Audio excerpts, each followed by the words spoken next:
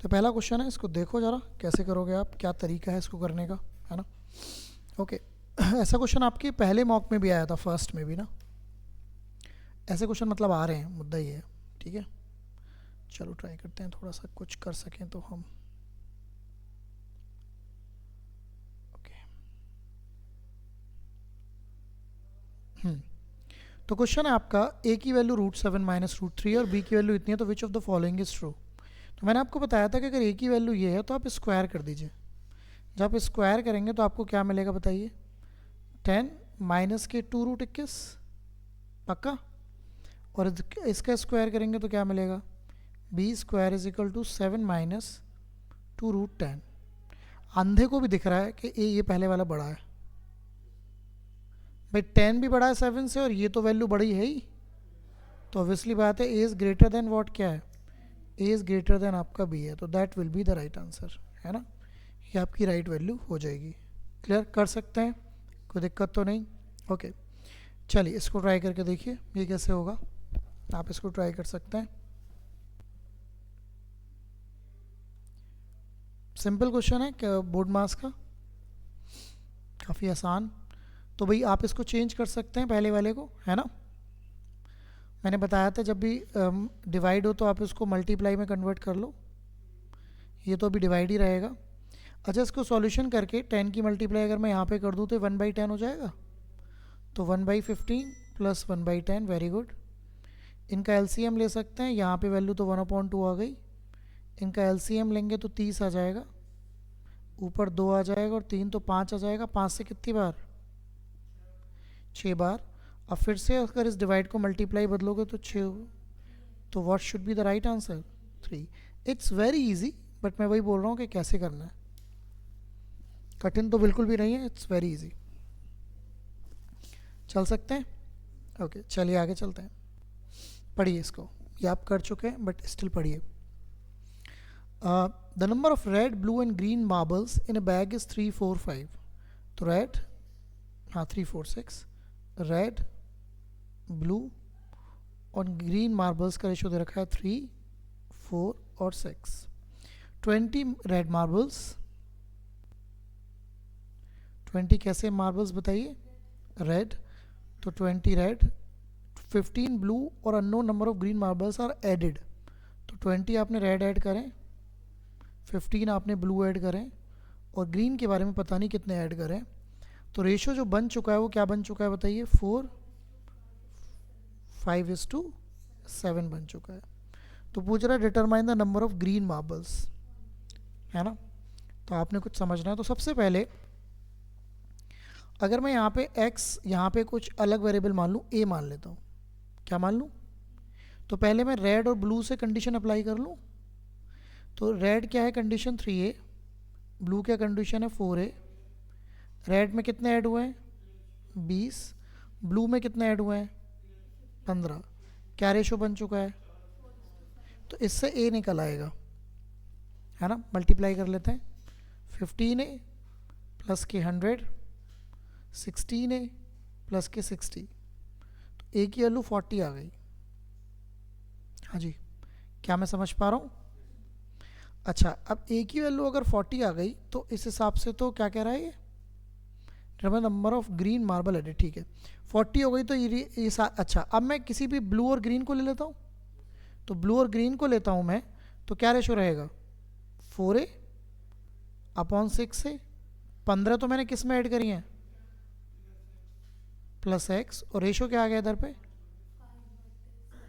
अब a की value 40 है तो यहाँ रख देता हूँ 240, नहीं 240 क्यों 160। बताओ सॉल्यूशन करना है अब,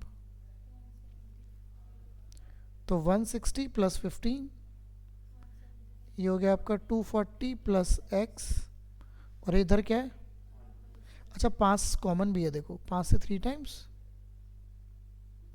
32 और 2 कितने हो गए 35 में 7 की गुणा होगी, और इधर क्या आएगा, ठीक चल रहा है, 7 की मल्टीप्लाई कर लेते हैं 245, 245 में से 240 माइनस कर दो, तो x की वैल्यू फाइनली क्या आ गई 5। तो अच्छा क्वेश्चन है ये, है तो रिपीटेड ही, पिछले मॉक्स में भी था, बट ऐसे ही करना है ना। तो इसका जो प्रोसीजर है वो पूरा यही है जो आपके सामने आपको दिख रहा है। कैलकुलेशन अब समझ में आ गई इस क्वेश्चन की। ये 4 भी हो सकते हैं अगले पेपर में, जैसे रेड, ब्लू, ग्रीन या कुछ और। तो कॉन्सेप्ट तो वही है कि आप पहले से निकालिए जिनकी वैल्यूज़ आपको पता है, फिर अपना, है ना, इस तरीके से। चलिए पढ़िए, बताइए इसको कैसे करें।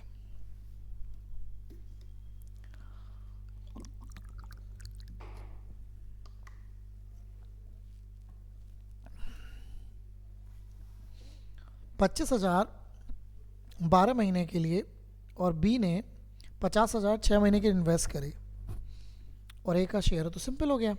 इन्हें कितने हज़ार इन्वेस्ट करें? 25,000। बी ने कितने हज़ार इन्वेस्ट करें? 50,000।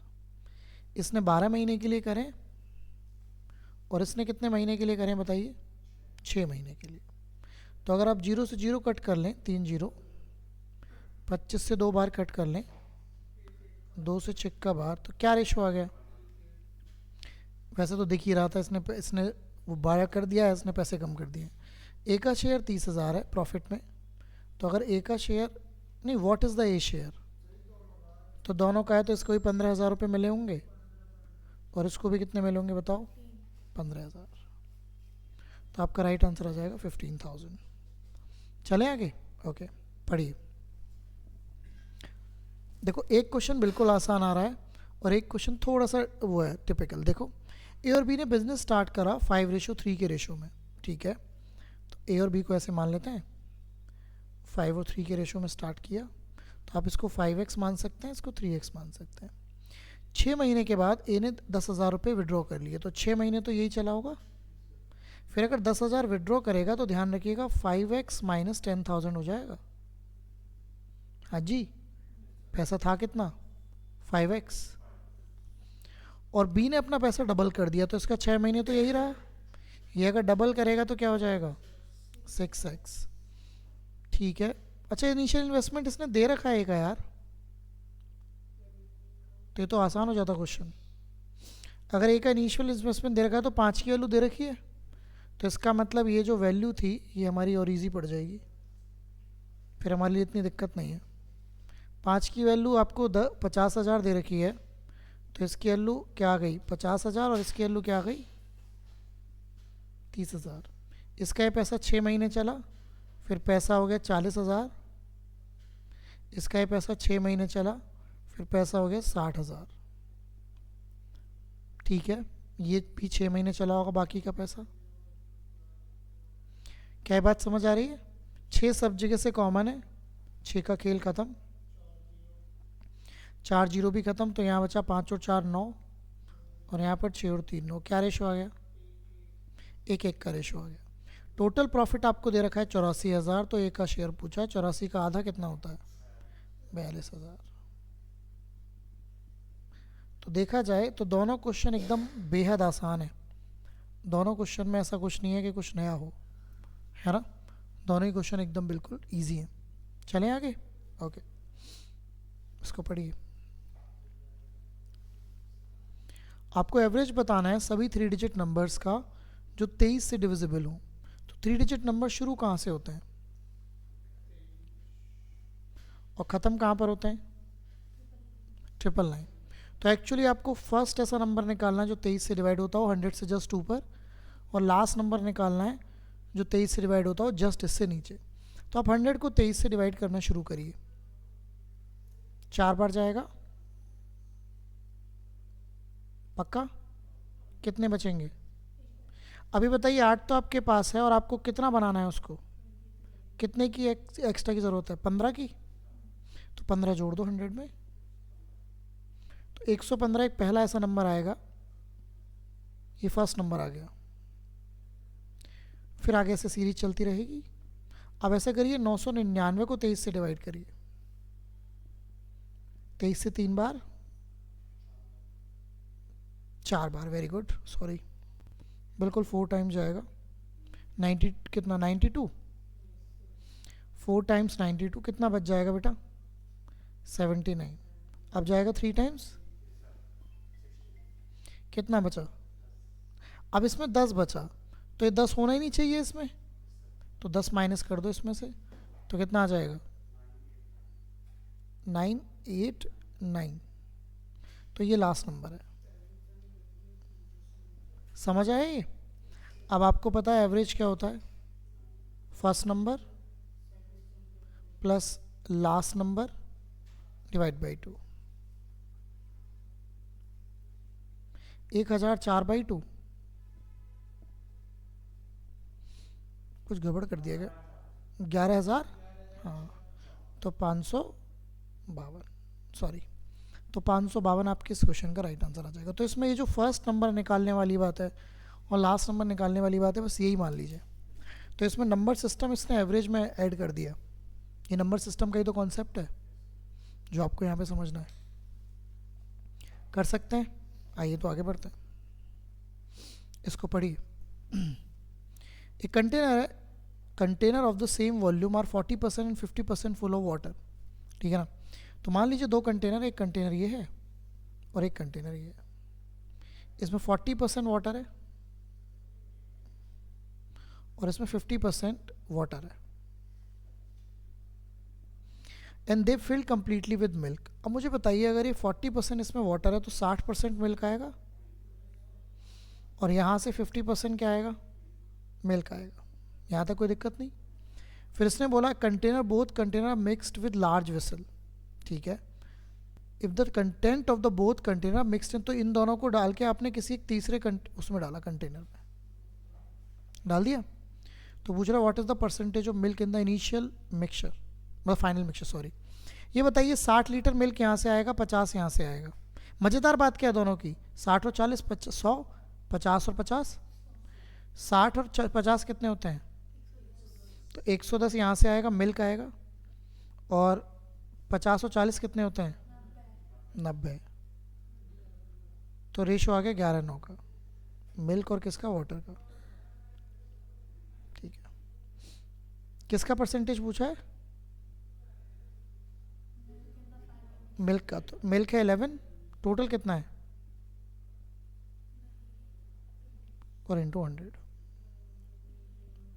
तो बेसिकली फाइनल मिक्सचर में जो मिल्क का परसेंटेज बनेगा वो कितने परसेंट बनेगा बताइए, 55%। That will be the right answer, है ना। तो it's very easy, but point of view यही है कि एक बार तो समझना ही पड़ेगा ना क्या कहना चाह रहा है, तो ये पॉइंट ऑफ व्यू आपको जानना है, ठीक है। चलें, आइए आगे बढ़ते हैं, पढ़िए। वैसे क्वेश्चन आप कई बार कर चुके हैं, तो मैं आशा करता हूँ कि आप ये कर लेंगे, एक बार फिर भी देख लीजिए।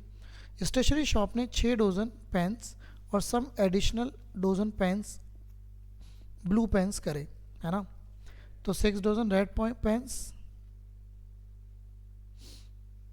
ठीक है, पर डोजन का ही रेट दे रखा है, कोई दिक्कत नहीं है। तो 6 डोजन रेड पेन्स और बाकी जो ब्लू पेन्स हैं उनकी वैल्यू नहीं पता आपको, ठीक है, क्लियर। और जो रेट्स हैं, रेट की बात कर लेते हैं। जो रेट है, प्राइस ऑफ रेड पेन्स पर dozen was 3 times that of blue, तो इसका प्राइस 3:1 है प्राइस का। फिर इसने बोला when the order was delivered it was found that the number of dozen of the 2 colours has been interchange. तो मतलब अभी एक्स हो गए और ये क्या हो गए, क्वांटिटी तो आप ये ले रहे थे ना, ओके। अब बात करते हैं पहले केस में आपका कितना पैसा खर्चा हुआ, 6 3 ज़ा और x 1 ज़ा x, और दूसरे केस में आपका कितना खर्चा हुआ, 3x प्लस 6। समझ आया। फिर इसने क्या बोला, this increase the bill by 40%। तो इंक्रीज जो बिल हुआ होगा वो सेकंड कंडीशन, ये फर्स्ट कंडीशन थी और ये कौन सी कंडीशन थी, तो इंक्रीज जो हुआ होगा वो किस कंडीशन में हुआ होगा, सेकंड में। 40% का मतलब बताएंगे 2/5। इसका मतलब ये जो 5 है ये फर्स्ट वैल्यू की वैल्यू है, फर्स्ट कंडीशन की, और अगर 5 और 2 आप कर दें 7, तो ये किसकी है वैल्यू, तो फर्स्ट की 5 और सेकंड की 7। अब हमें इसका सॉल्यूशन करना है और हमारे पास x आ जाएगा, हाँ जी। तो 7 की मल्टीप्लाई कर लेते हैं, 126 प्लस 7x, 5 से मल्टीप्लाई कर लेते हैं 15x 30, इधर माइनस कर देते हैं 8x, इधर आ जाएगा 6 96। तो x की वैल्यू कितनी आ गई 12। तो x की वैल्यू आपके पास 12 आ गई। तो पूछ क्या रहा है क्वेश्चन में, हाँ ये 12 आ गई वैल्यू। हाँ क्वेश्चन वही पूछ रहा है कि ratio of the number of dozen pens to the number of dozen pen blue, तो सेम क्वेश्चन है। तो आपका 6:12 की वैल्यू पूछ रहा है, जिसका वैल्यू आ जाएगा 1:2। तो 1:2 आपके इस क्वेश्चन का राइट आंसर हो जाएगा। ठीक है, सेम क्वेश्चन है, कई बार कर लिया आपने, अब आपके लिए इजी हो जाना चाहिए, क्यों भाई, है ना। ओके चलिए, चलो इसको ट्राई करके देखो। ये बढ़िया क्वेश्चन है, आप इसको ट्राई कर सकते हैं, देखिए और बताइए क्या आंसर हो सकता है। एक फ्लावर वेंडर है जो 200 फ्लावर 800 रुपये के खरीदता है। कितने फ्लावर खरीदे इसने, 200 फ्लावर, और कितने रुपए के बताइए, 800 रुपये के खरीदे। तो यहाँ से एक फ्लावर का रेट कितना आएगा, पक्का 4 रुपये का एक फ्लावर है। ओके, खरीदे मतलब CPI। ओके अच्छा, 20 फ्लावर विदर हो गए इन बिकम अनसेलेबल। विदर होता है मतलब ख़राब हो जाना। हाँ, तो 20 फ्लावर अगर विदर हो गए तो अब 180 फ्लावर ही बचे।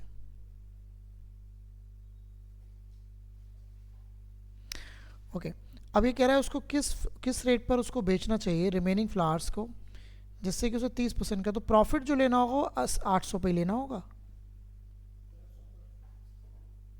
प्रॉफिट किस पे लेना पड़ेगा, 800 पर। तो 240, तो आपको 1040 रुपये के बेचने चाहिए। सही कर रहा हूँ, अगर आपको 800 पे 30% का प्रॉफिट लेना है तो 240 का प्रॉफिट आएगा, तो आपको चीज़ कितने की बेचनी चाहिए। अब अगर 180 फ्लावर इतने के बेचेगा आदमी, तो 1 फ्लावर का रेट क्या बैठेगा, 2 से कट कर लेता हूँ, 52/9, तो 9 पंचे 45 होते हैं, 5.78। तो अब आपका जो रेट रहेगा एक फूल का वो कितना रहेगा, 5.78, जो कि पहले क्या था 4 रुपये, पहले क्या था 4 रुपये, है ना। आइए तो आगे बढ़ते हैं, चले। ओके पढ़िए, ये भी क्वेश्चन आपने किया हुआ है, ट्राई करके देखिए इसको भी।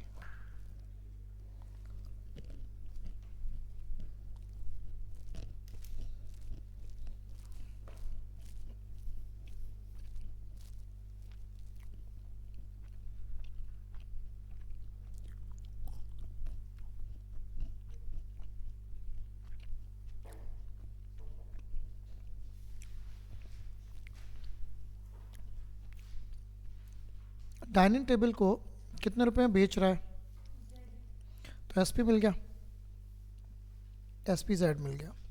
कितने का प्रॉफिट हो रहा है, प्रॉफिट हो रहा है 25% का। प्रॉफिट होता किस पर है,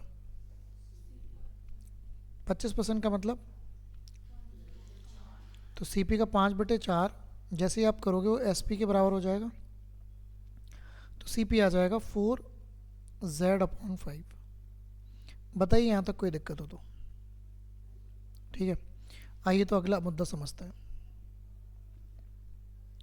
ठीक है, डन, आगे पढ़ते हैं। During the festival season the increase the market price of the same table is 1.6Z। तो यहाँ से जो MP हो गया वो 1.6Z हो गया, है ना। और उन्होंने डिस्काउंट भी दे दिया 20% का। आपको पता है डिस्काउंट इसी पे दिया जाता है। 20% का मतलब बताइए, 1/5। तो 1.6Z में आप किसकी मल्टीप्लाई करेंगे, जैसे डिस्काउंट देंगे क्या हो जाएगा, SP, है ना।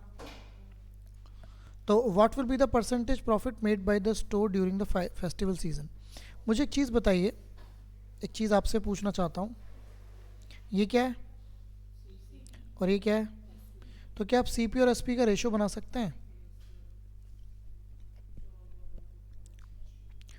तो ये हो गया 4Z/5 और SP हो गया आपका 1.6Z इंटू 4/5।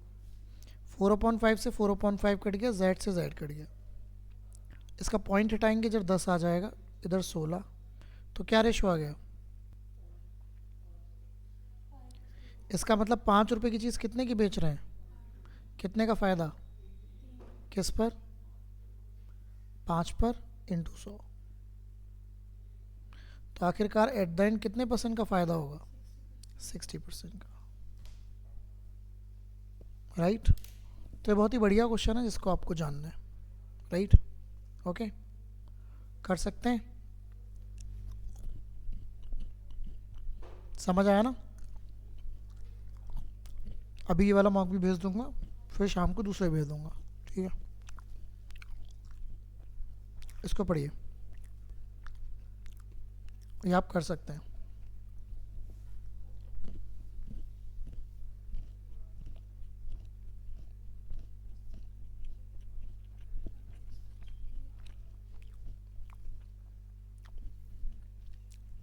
एसिड और वाटर का रेशो क्या है,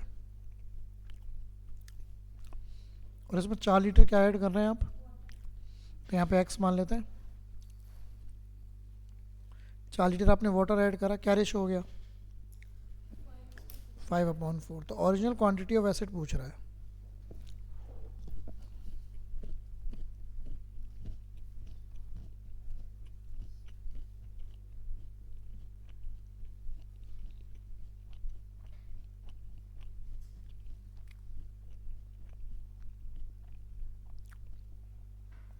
एक्स की वैल्यू कितनी आ गई,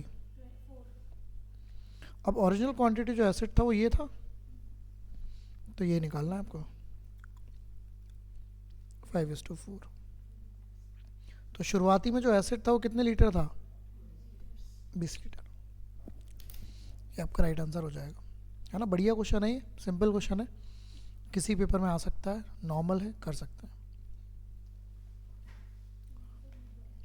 हाँ,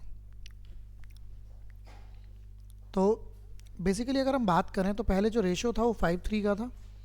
तो जब ये बोलता है कि इसमें आपने पानी मिलाया तो आप पानी में वैल्यू को मिला देंगे।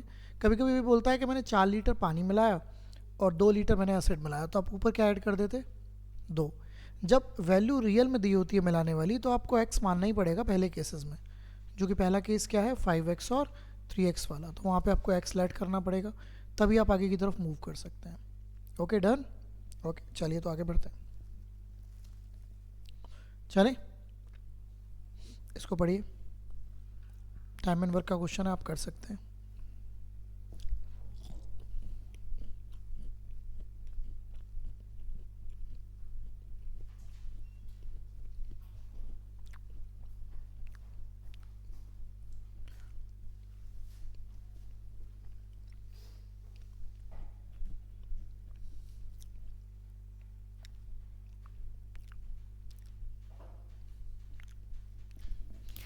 देखो कंडीशन कुछ ऐसी है क्या, ए 12 दिनों में काम को करता है, बी 18 दिनों में, और तीनों मतलब विद द हेल्प ऑफ सी का मतलब होता है ए बी सी। तो आपको इनका एलसीएम लेना होगा, है ना। 12 18 5 का एलसीएम क्या आएगा, 90 नहीं 180, 180 आ जाएगा।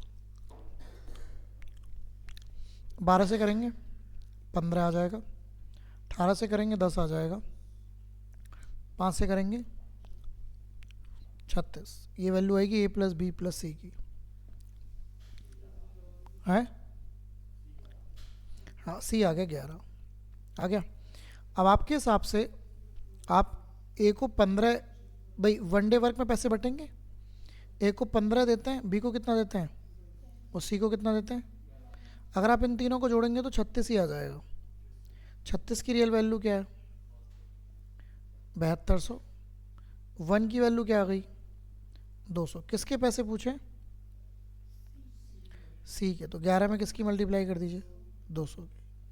तो सी को इस पैसे में से कितना पैसा मिलेगा, 2200। आप किसी के पैसे निकाल सकते हैं, अगर 15 में गुणा कर दें 200 की तो ए के पैसे आ जाएंगे, अगर 10 में गुणा कर दें 200 की तो बी के पैसे आ जाएंगे। आप किसी के पैसे निकाल सकते हैं, लेकिन इसने सी के पूछे हैं तो सी का आंसर यहीं समाप्त हो जाता है। ओके, समझ आई बात। आइए आगे चलते हैं, चले, इसको पढ़ो, ये बहुत ही बढ़िया क्वेश्चन है, समझे।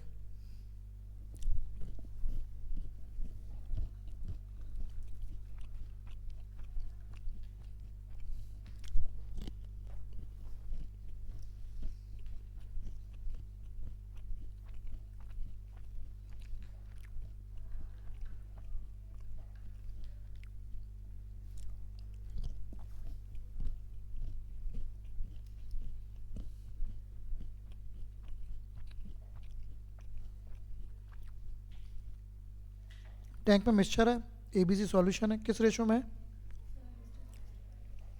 समझना बात को। तो 7, 8 और 5। 40 लीटर आपने इस मिक्सचर का ड्रेन आउट का मतलब होता है निकालना। जब 40 लीटर इसमें से निकालोगे तो रेशो नहीं बदलेगा, रेशो ही रहेगा 7, 8, 5। जो निकालते हैं ना हम, उसमें वैल्यू नहीं बदलती है ना। तो आप मुझे बता सकते हैं कितना कितना निकला? 8 और 7 15, 20, 20 की वैल्यू 40, 1 की वैल्यू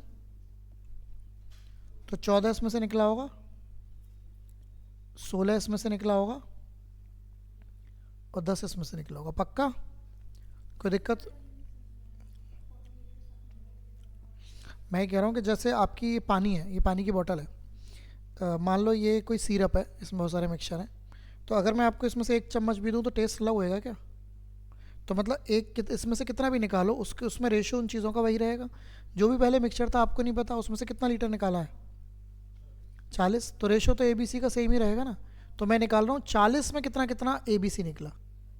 तो 40 में A कितना निकला 14, B कितना निकला 16 और C कितना निकला। आप समझ में आ गया? ओके। अब सब्सिक्वेंटली का मतलब होता है उसके तुरंत बाद 15 लीटर आपने A को डाल दिया है ना, तो 15 लीटर आपका प्लस हो जाएगा A में। अच्छा, 5 लीटर आपने सॉल्यूशन C का ऐड कर दिया तो C इसमें 5 ऐड हो जाएगा। और resultant quantity of solution A is 25 litre less than that resultant of B। तो A की वैल्यू B से कितनी कम है? तो वो बात की बात है, पहले यहाँ तक समझते हैं। अब A का तुमने 14 निकाला था, 15 डाल दिया, तो इसका मतलब A का 1 ही डाला, B के साथ कोई बदलाव नहीं करा, 16। हाँ तो -16 निकल भी तो सकता है, B का तो निकल गया ना। और C के साथ क्या किया? -5, क्योंकि C ने 10 निकाला है, 5 डाला है, तो -5 हो गया।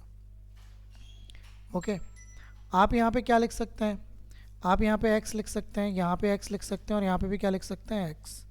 ठीक है ना, कर सकते हैं। तो मुझे बताओ पहला मिक्सचर क्या हो गया? 7x + 1। दूसरा मिक्सचर क्या हो गया?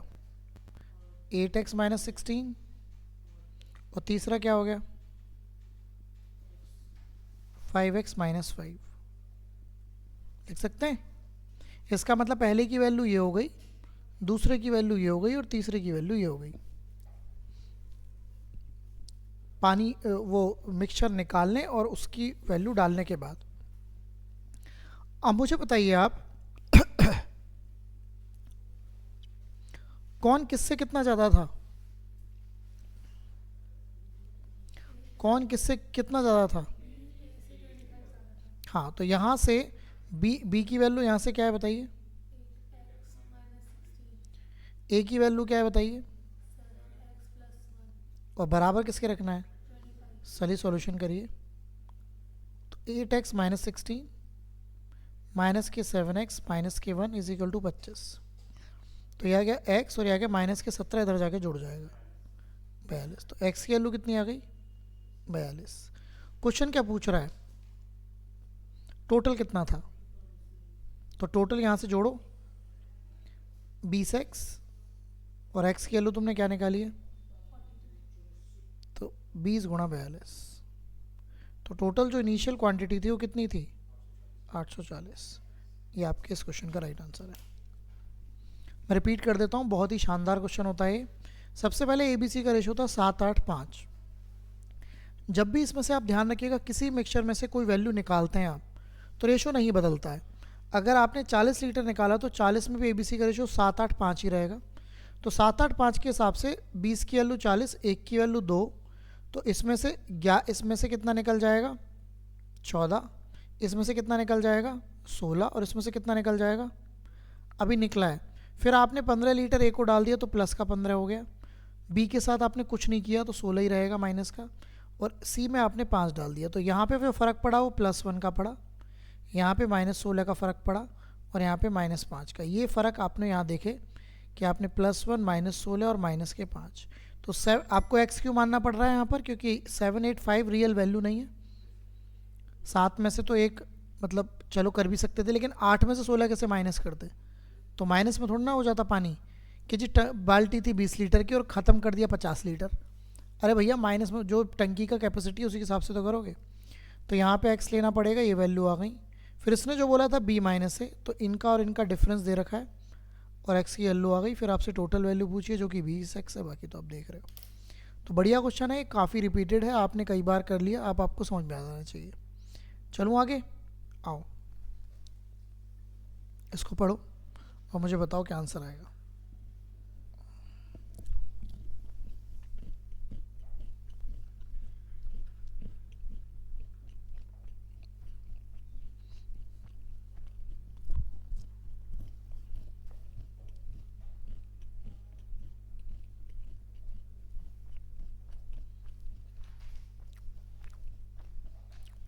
किसका रेशो है?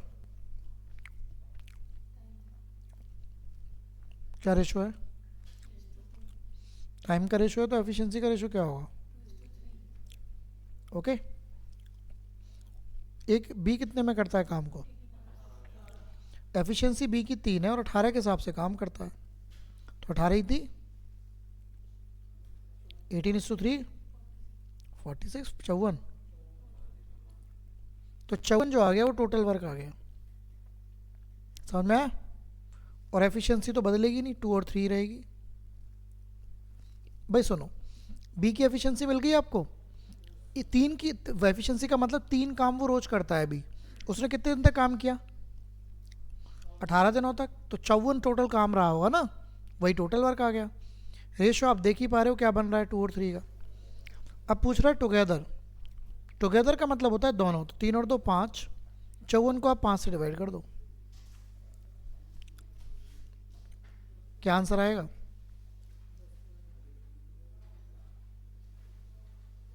तो 10.8 आवर, तो ये आपका राइट आंसर आ जाएगा। राइट, इस तरीके से आप इसको डील कर लेंगे।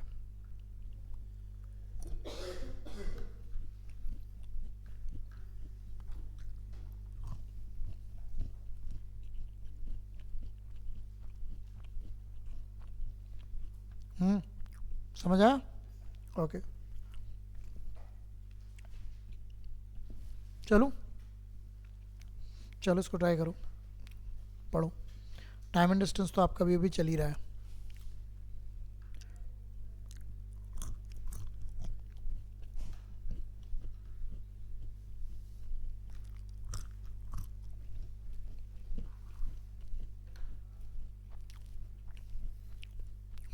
तीन फ्रेंड हैं, एक्स वाई जेड, साइकिलिंग कर रहे हैं सर्कुलर ट्रैक पर।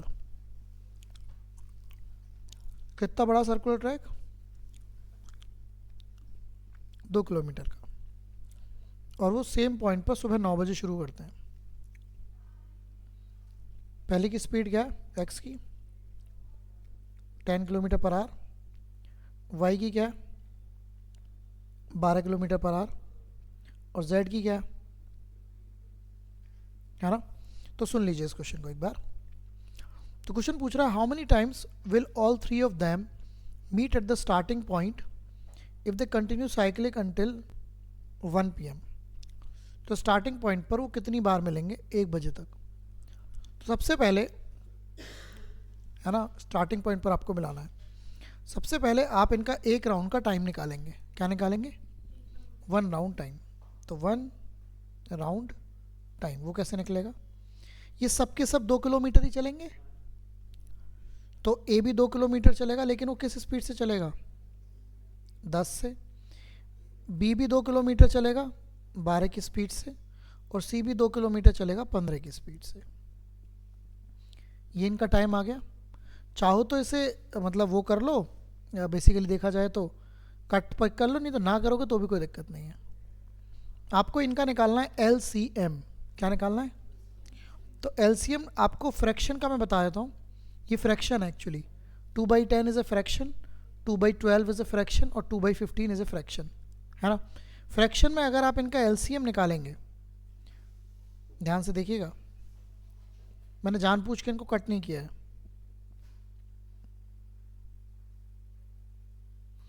तो जो ऊपर है, ऊपर मतलब नुमरेटर में जो है, तो नुमरेटर वालों का तो एलसीएम ही आएगा, नुमरेटर का क्या आएगा, एलसीएम, और नीचे वालों का आएगा एचसीएफ। जो चीज़ आप निकाल रहे होते हो फ्रैक्शन में, तो ऊपर दैट्स वाई अभी नया शुरू होगा तो हम एचसीएफ एंड एलसीएम की बात भी करेंगे, बट स्टिल यहाँ पे समझ लीजिए, अगर कभी फ्रैक्शन का एलसीएम निकाल रहे हैं हम, तो ऊपर वालों का एलसीएम निकलेगा, नीचे वालों का क्या निकलेगा। तो एलसीएम में तीनों कॉमन है तो 2 ही आ जाएगा, और एचसीएफ इन तीनों का 1 ही आएगा, है ना। तो इसका मतलब 2 घंटे आ गया। कितने घंटे आ गया, 2 घंटे।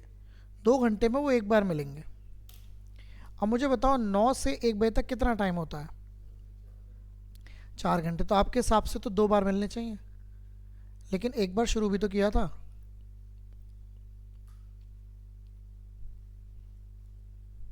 एक बार शुरू भी तो किया था, तो ये वाली बात है। तो how many times all 3 of them meet a starting point if they continue cycling until 12 PM।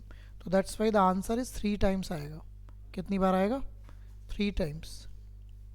अरे क्या हो गया, पहली बात तो ये जो टाइम आता है, ये आता है इनके एक बार उसी पॉइंट पे मिलने का।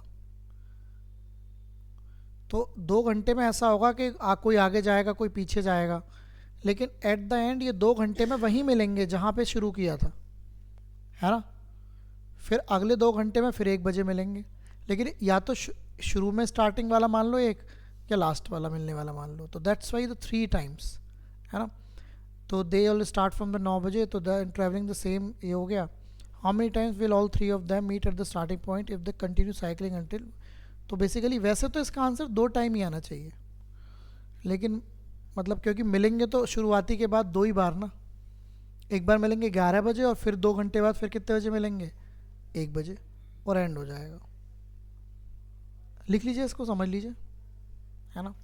तो सबसे पहले इसमें आपको 1 राउंड का क्या निकालना रहेगा, 1 राउंड का टाइम।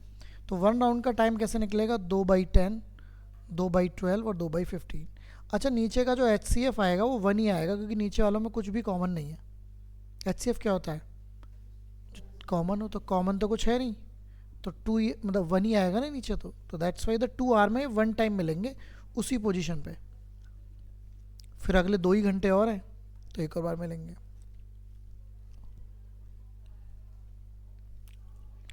राइट, ओके, चलिए आगे चलते हैं।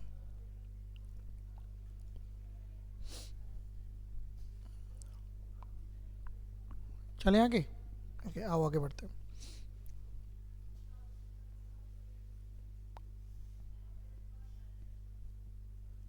चलो, ओके।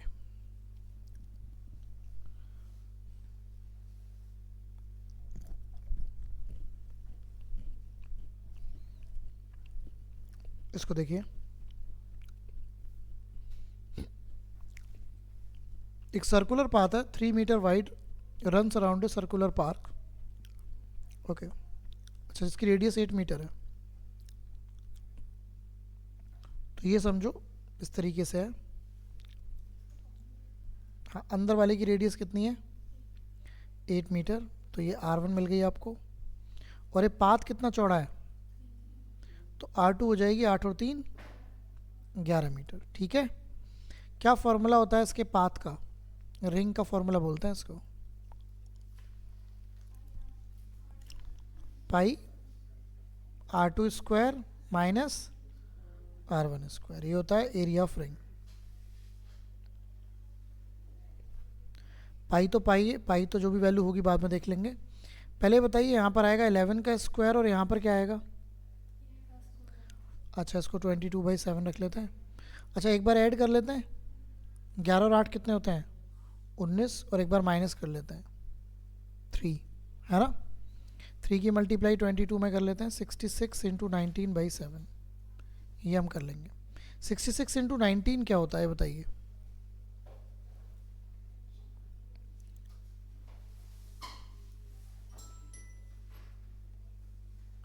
1200, और इसको 7 से भाग करना है, तो 7 1 7, कितने बचे 5,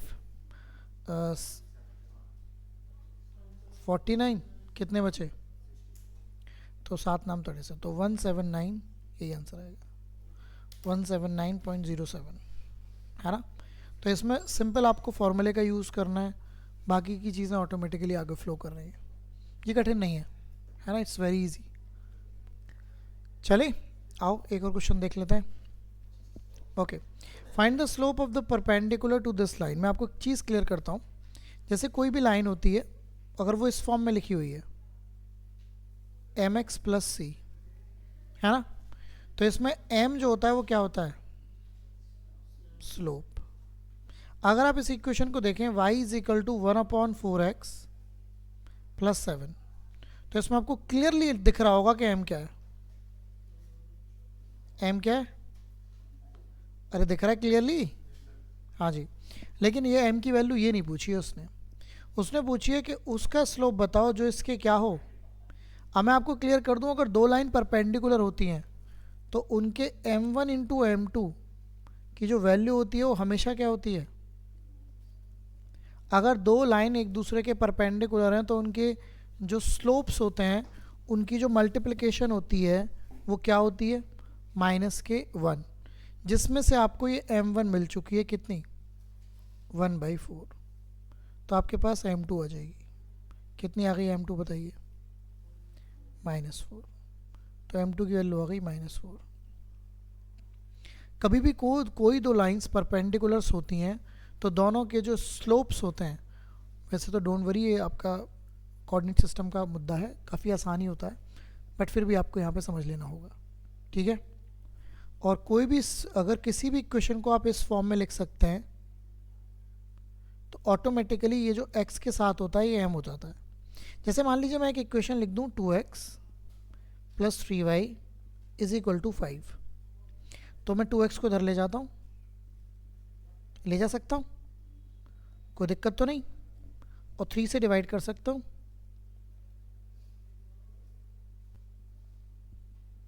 कर तो सकता ही हूँ ना। तो क्या ये बिल्कुल सेम फॉर्म बन गई है इसके जैसी, बताइए। तो इसका मतलब इसमें m क्या होगा, -2/3, राइट। तो किसी भी इक्वेशन को अगर आप y equal to mx plus C form में लिख लें तो बेसिकली ये m बन जाता है, बस, बाकी तो कुछ नहीं है, ठीक है ना। Okay done. ओके, इसको कैसे कन्वर्ट करेंगे, 2.5 रेडियन टू डिग्री। देखिए किसी भी 1 रेडियन को अगर आपको डिग्री में चेंज करना है तो आप उसमें π/180 की मल्टीप्लाई कर दीजिए, या फिर ऐसे समझिए कि आपको 2.5 रेडियन है ना, तो इसमें आप किसकी मल्टीप्लाई कर सकते हैं, इसमें 180 की मल्टीप्लाई करनी पड़ेगी आपको, रेडियन तो ये होता ही है, तो सीधे आप इसमें किसकी मल्टीप्लाई कर दीजिए, 180 की डिग्री की मल्टीप्लाई करिए। जीरो से क्या हो जाएगा, पॉइंट हट जाएगा, करना जरा मल्टीप्लाई पे कुछ ज़्यादा आ जाएगा, रुको, 2.5 रेडियन टू डिग्री π/, करना पड़ेगा इसका मामला, π/180 ना, तो पॉइंट हटा के नीचे जीरो ले आऊँ, 5 से 5, 5 से कितना, और 5 से कर लो तो कितना आ गया, π/72। अब पाई की वैल्यू क्या रखेंगे, ये तो बड़ा कैड़ा बन जाएगा ना मामला, नहीं ऐसे नहीं करेंगे, ऐसे तो कतई नहीं करेंगे, नहीं ऐसे नहीं करेंगे, ऐसे नहीं करेंगे, बिल्कुल भी नहीं करेंगे, उल्टा कर दिया, 180/π करना था। देखो सुनो, एक्चुअली 1 रेडियन π/80 होता है ना, तो बेसिकली क्या हो गया, ये उल्टा करना था, ये रेडियन की वैल्यू पूछ रहा था। नहीं रुको रुको, मेरे को एक सेकंड रुको, मैं आपको बताऊँ, अरे डिग्री में वैल्यू निकलेगी, रुको, ये मेरे को कुछ कंफ्यूजन हो रहा है, रुको रुको, है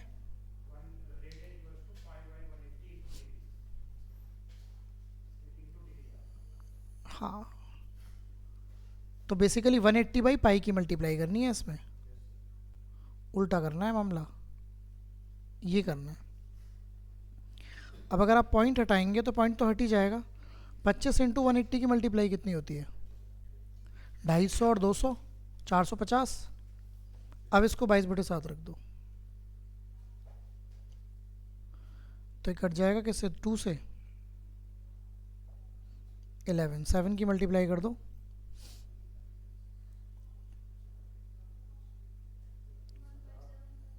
15 और उसको 11 से डिवाइड करो।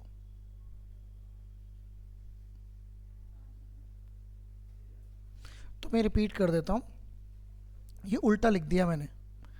ये एक्चुअली यहाँ पे ना ये ऐसे होना चाहिए था, यहाँ पे यहाँ, हाँ यहाँ पे डिग्री आ जाएगा, है ना।